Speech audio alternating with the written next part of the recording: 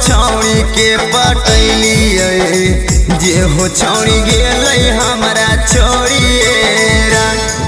रे हाय के ताना जतन से हम दिलवा लगैली जे हो दिलवा दिलकै हमर तोड़िएरा।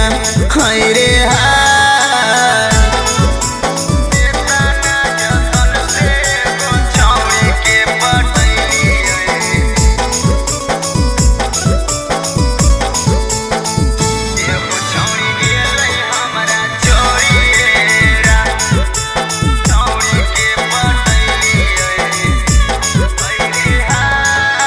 फोनवा पा बोलो हलै मीठी मीठी बतिया मिले ले बोलाओ हलै आधी आधी रतिया।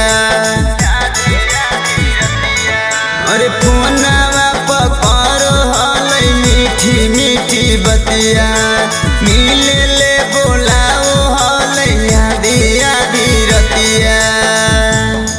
रे हाय पापा के चोरा के पैसक दिलिए हल मोबाइलवा जे हो रे मोबाइलवा दिलकै तोड़िएरा। रे हाय के ताना जतन से एगो छौड़ी के पटैली जे हो छौड़ी गेलै हमरा छोड़िएरा। रे हाय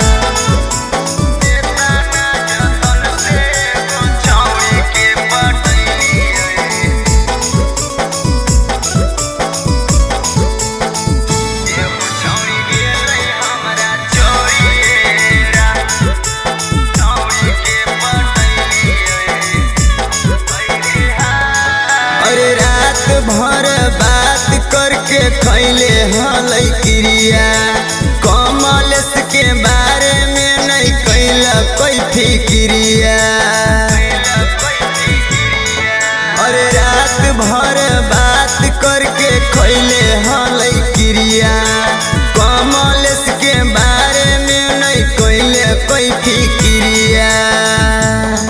रे हाय एहे सोची हमर फाटो है करे जावा छौड़ी के फूट जैतै कोढ़िएरा।